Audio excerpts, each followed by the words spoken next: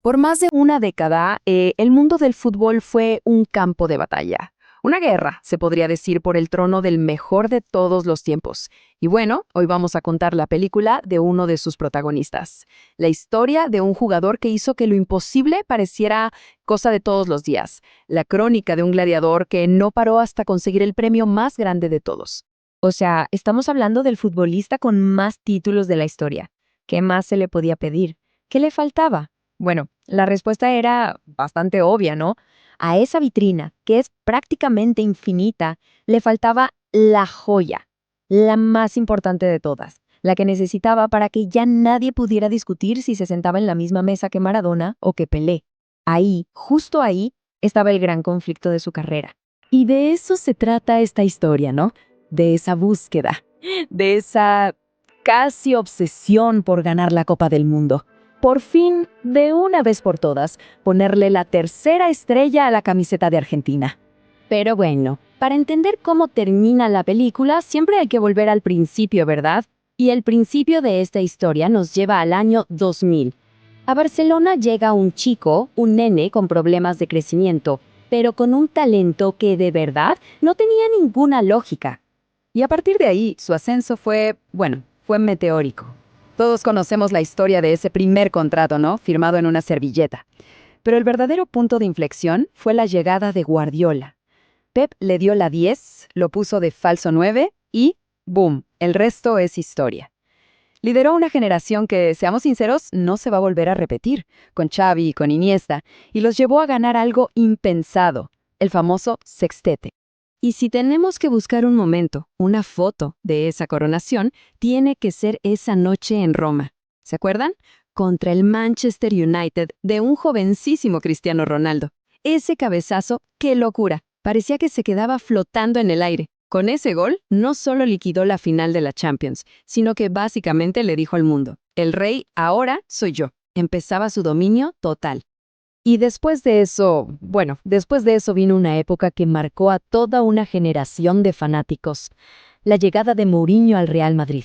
Uf, eso prendió fuego a una rivalidad que ya era gigante. Y en medio de esos clásicos que eran una auténtica locura, Messi se convirtió, pues, en la peor pesadilla del equipo merengue. Y justo en medio de esa guerra, en 2012, llegó a su punto más alto, el pico de su rendimiento. Miren ese número. De verdad parece un error, como si alguien lo hubiera tecleado mal. 91 goles en un solo año natural.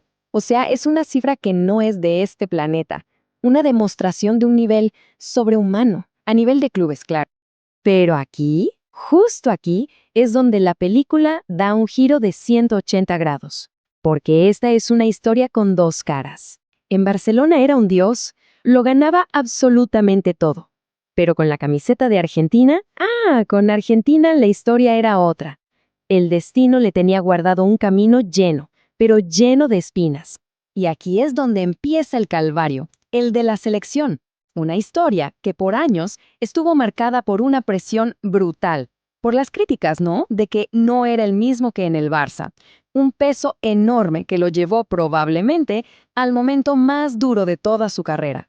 El Mundial de Brasil 2014. Uf, parecía el momento, el guión perfecto para su coronación. Llevó al equipo casi de la mano hasta la final, en el Maracaná, nada menos. Pero ahí, en el último suspiro, la suerte le dio la espalda. Esa imagen de él mirando la copa, después de perder en la prórroga, es sin duda una de las más tristes de su historia. Y bueno, 4 años más tarde, en Rusia 2018, la pesadilla se repitió. Esta vez, fue un vendaval llamado Kylian Mbappé el que los mandó a casa. En ese momento, la sensación general era que ya está, que se había acabado, que el sueño de verlo levantar la copa se había esfumado para siempre. Y así, con ese panorama, llegamos a Qatar 2022. El último baile. La última bala en la recámara. Era ahora o nunca. Su oportunidad final para alcanzar, de una vez por todas, la gloria eterna. Pero claro, la película de un héroe nunca puede ser fácil, ¿verdad? El mundial no pudo empezar peor. Un golpazo tremendo. La derrota contra Arabia Saudí. Nadie se lo esperaba. Dejó a todo el país en shock y a la selección, bueno, la dejó al borde de quedarse fuera desde el primer partido. La presión era sencillamente insoportable. Y ahí, cuando las papas quemaban, apareció él, el capitán. Contra México, un zapatazo desde fuera del área que fue puro oxígeno. Contra Países Bajos, se inventó un pase que de verdad nadie vio, una asistencia imposible. Y contra Croacia, lo de Croacia.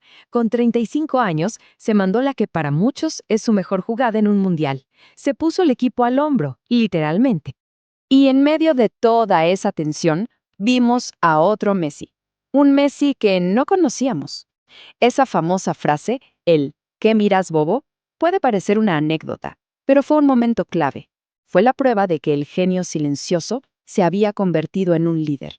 Un líder con carácter, desafiante, justo lo que Argentina siempre le pidió que fuera.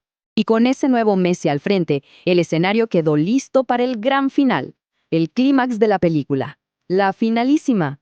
Y del otro lado, ni más ni menos que la Francia del temible Kylian Mbappé. Miren, lo que vimos ese día, sin exagerar, fue una de las mejores finales de la historia del fútbol. Un partido de locos, un thriller de infarto. Messi metiendo 2 goles, Mbappé respondiendo, el Dibu Martínez haciendo esa atajada en el último segundo que vale un mundial entero.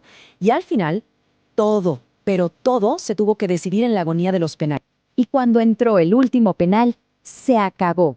Se rompió el maleficio. 36 años, 36 años de espera, se terminaron en ese instante. Todo un país, con su capitán a la cabeza, por fin tocaba el cielo con las manos. Y esa es la foto, la imagen que lo resume todo. El gladiador, por fin levantando su trofeo, cumpliendo su destino. El cuento de hadas que tantas veces pareció imposible, se hizo realidad. El broche de oro perfecto para una carrera, bueno, una carrera de leyenda. Así que bueno, esta fue la película de Lionel Messi. La historia del hombre que nos recordó que las grandes hazañas, la épica, todavía existen en el deporte. Y ahora, claro, la pregunta queda en el aire para todos. ¿Será que con esta Copa del Mundo, por fin se terminó para siempre el debate sobre quién es el mejor de toda la historia?